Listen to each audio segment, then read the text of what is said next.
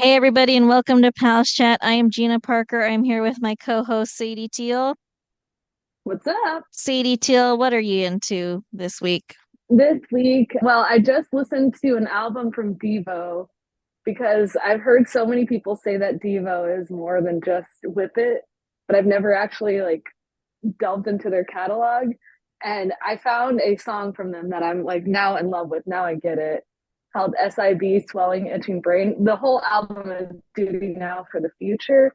So yeah, I'm trying to get like since I have such a boring job where I have headphones in all the time, I'm like trying to use that as an opportunity to like delve into music and podcasts and all that stuff. So if anybody ever has any album suggestions, let me know. And that includes you, Gina. Oh, thank you. And I'm sure But the what about you? fans have Oh some yeah. good ones too. Yeah, give me some albums. But yeah, what have you been consuming?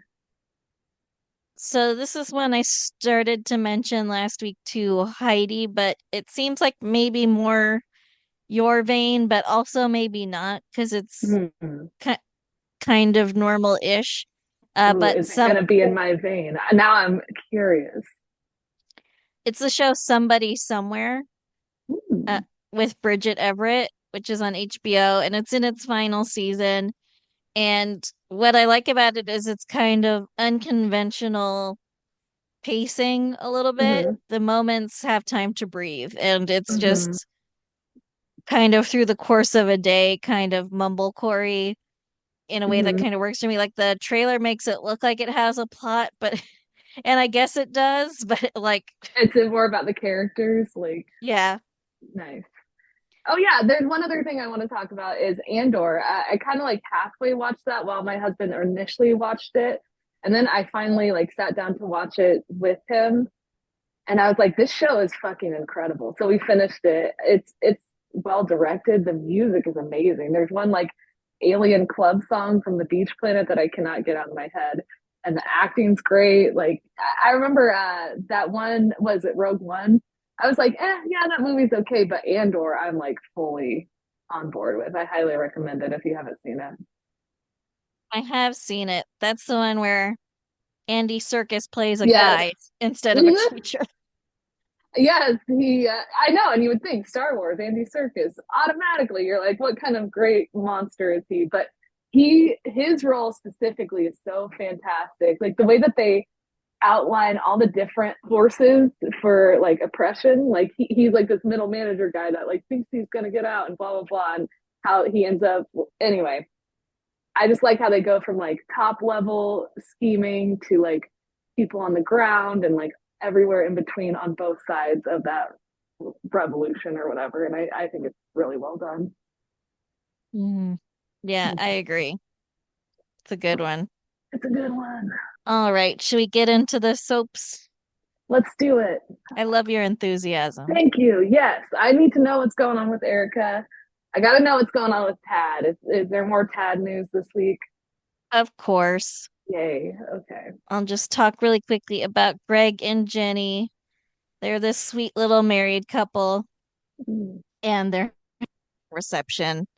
I like And whatever is going on with her hair. Is that a bunch of like paper butterflies? What is this? Oh, little tiny ribbons. yeah, like flowers, I think too. Cute. So that's just a nice thing. You always got to shout out when something nice happens in a soap because it Yeah. will not last. That's how you know.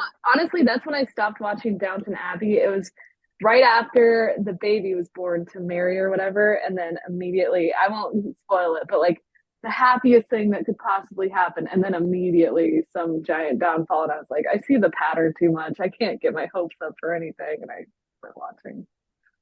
Oops. Yeah, might have been a Christmas.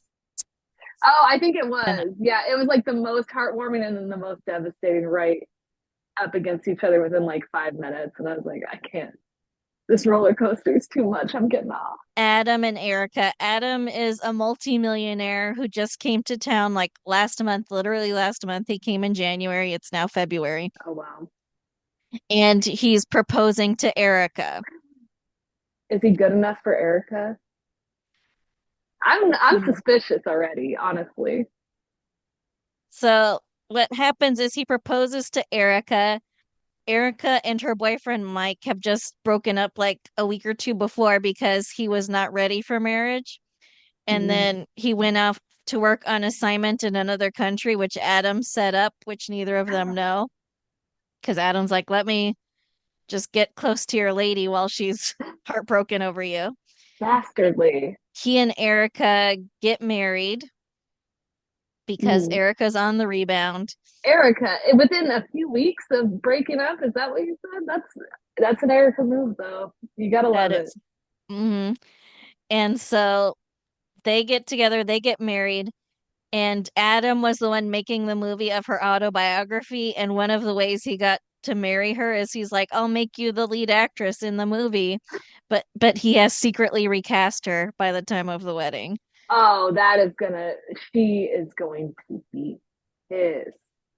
Is there Yeah. going to be some sort I'm sure the actress that plays her is going to get thrown in the mix, even though she's probably just a lovely actor being hired for a job. She didn't mean to, offend Erica. Yeah, and that's the thing. Like she wants to just like announce like, "Hey, I'm starring in a big Hollywood movie." And Mm-hmm. Adam kind of like gets a little rough with her, and he also gets a little rough with Erica's mom when, she's gonna tell Erica, and Erica's mom, Mona, is like, "Hey, you're marrying a psychopath." And she's like, "No, he's just a nice rich man." That's unfortunately where we leave those two. Okay, Adam, he's on my radar now. I'm not happy about this. Yeah, he's a little bit of a snake. Well, he's actually Mhm. really much of a snake, Very obvious to everyone but her. Liza. So she's finally awoken from her coma after being beaten and raped. She makes a statement to the police, but things are still not good with her mom, who she's like, "You're just sleeping with some other guy now," because her mom and dad are still married. And so Oh it's wow, an extra thing that she's mad about. yeah, that's a lot. Ross. And so he's making business deals with this guy, Palmer. Palmer was the richest millionaire in town, Oh and wow. then he lost all his money from the IRS. And so Adam and Ross have been luring him into shady business dealings, but he kind of likes Ross for some reason. I think he likes how business ruthless he is because Palmer's also a snake. So see Cliff and Nina, they're back together. Already have Melissa Leo joining the cast as his sister, and she's a lot of troublemaker. And so We Melissa got enough of those. We got so many troublemakers. When is someone peaceful gonna move into town? Melissa Leo's boyfriend on the show, not in real life. They went on a crime spree, robbing places and shooting people. Mm. And her boyfriend Chris is his name, got shot, and Cliff is in trouble because he, treated a gunshot wound without calling the police. And Nina's like, she's just lashing out at everybody because she's unhappy. And it's like, girl, get it together. Go to therapy.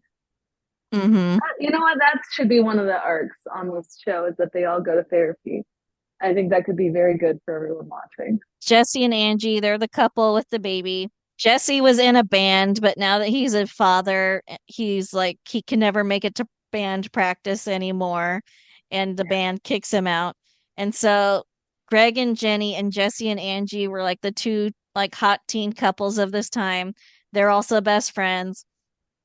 They're like, let's buy the steam pit together. Unbeknownst to Greg and Jenny, Jesse and Angie used a loan shark to pay for their share of the steam pit. Oh But no. yeah, he's bad news. And another troublemaker we got in town. Damn. But You the can't get good, those loan sharks. I mean, it's very tempting, but they're going to get their hooks then. Is it going hmm to be some sort of hostile takeover situation? well, for right now, things are good because Yeah, they're just happy. they got a new business revenue for their teenage selves. And, you know, that's good. Jesse's got a broadcast. They could do some work on their nightclub, though. I have to say that it's pretty bright in there, and I don't know how I feel about the decor. Yeah, I don't think it gets much better over time.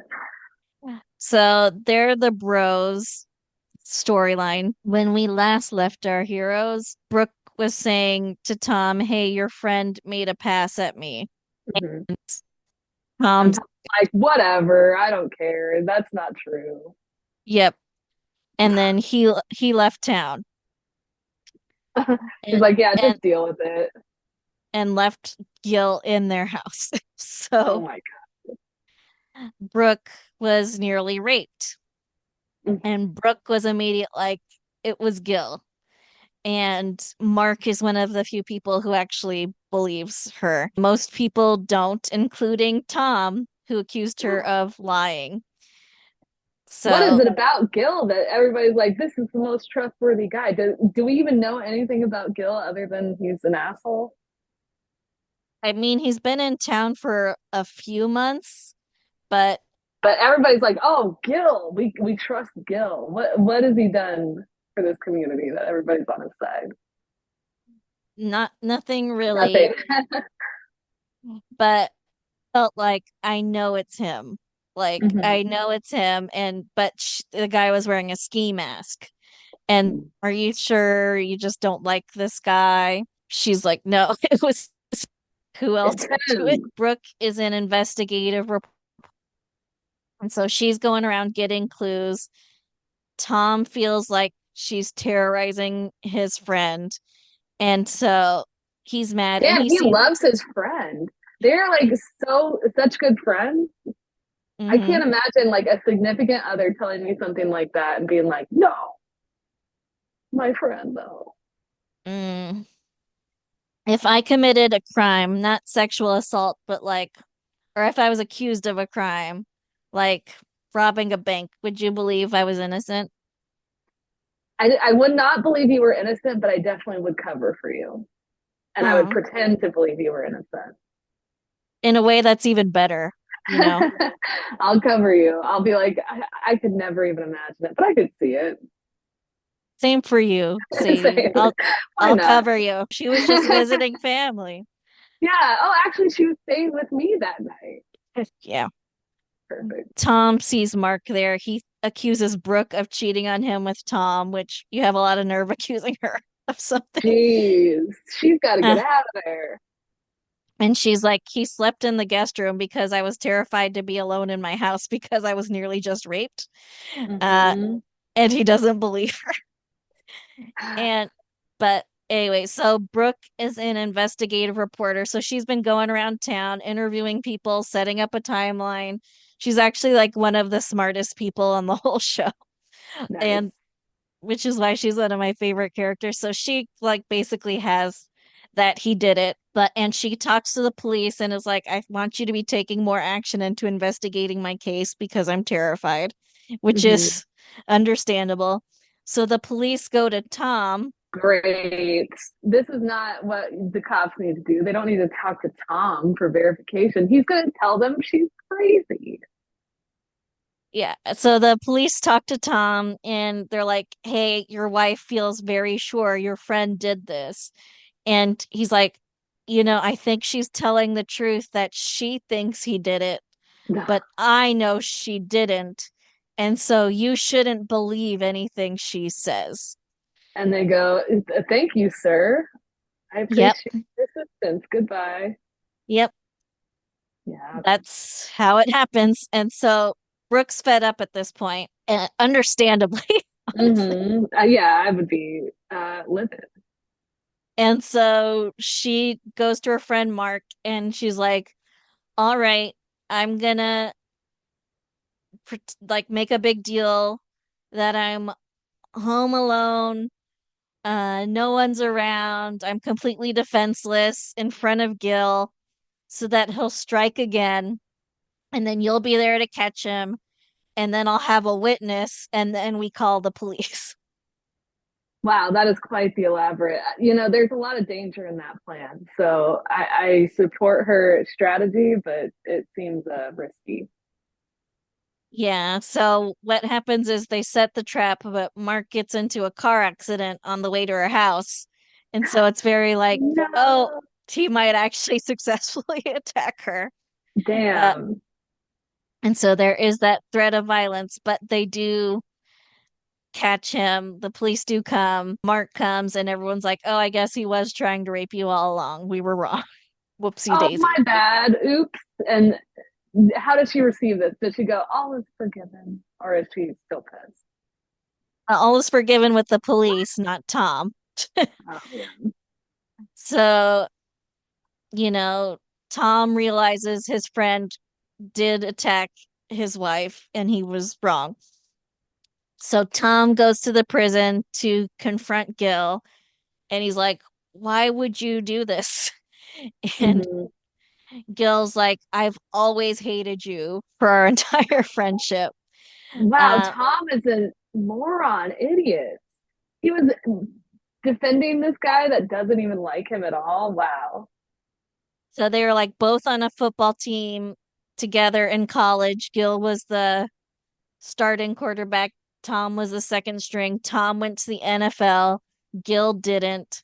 And Gil Mm, has like held a resentment ever since. Like, oh, you got the hot wife, you got a restaurant, you were in the NFL. bitter, jealous. And he's like, and now you've lost everything. Your wife hates you. And even though I'm in jail, I'm happy about that. So Mm. Tom decides to bail Gil out to get revenge. What? And Wait, huh? Isn't the revenge just letting him be in jail? yeah, I Like, just agree. let him sit in jail. You're bail. Tom is such a cuck. So Tom bails him out of jail to get revenge on him and to beat him up, essentially. Meanwhile, Mark has been working on Brooke for a long time because Brooke has just learned she's pregnant by Tom. And he's Mm. like, you guys can go to counseling, make the marriage work. He knows the truth now. And then the cop comes by and says, "Hey, I'm offering you protection because Gil's back on the streets." And Tom did it. Uh-huh. Oh my God. Yeah, she And needs to stop that guy. Tom goes to beat up Gil. Gil gets the upper hand and Of escapes. course. It was a He. it was a terrible plan. You Like Sadie said, let him stay in jail. That's the can beat him up revenge. after too. It'll be all like, yeah, that's so stupid. And so basically, yeah, Gil escapes, but he's eventually rearrested. But Brooke has reached her breaking point. Like, you put me back in danger. Like, Hmm. you put this guy like back on the streets. Like, what were you thinking? Yeah, And so she's like, "I'm divorcing you," but he's learned she's pregnant. And so he's like, "Well, now I want custody of my kid." what a mess. And so then enters Zach Grayson, who is Robert Lupone. Hmm. He's a chauffeur for Brooke's aunt. Do we trust him? Well, look at his face. Do you trust him? I don't. And I didn't know if I'm being judgmental or is he is supposed to be a sneaky guy. He is a sneaky guy. So, And what year are we in at this point? 1984. Oh, okay. He's a chauffeur and he's talking to Tom, and Tom hires Zach to get dirt on Brooke to Hmm. use in a custody and divorce trial. Damn, Brooke has been through enough. Does he even want the kid? Tom is a He, disaster. he is a disaster. I'm so mad at him this week. Yeah. And yeah, so It's gonna be Zachary, hard if there's ever a redemption arc for Tom. I don't know if I'm gonna be able to buy in. yeah, it's rough. So then we have Phoebe and Langley. Langley is talking to some woman named Betty. Phoebe, she's Hmm. like digging up dirt. She's trying to catch him cheating on her.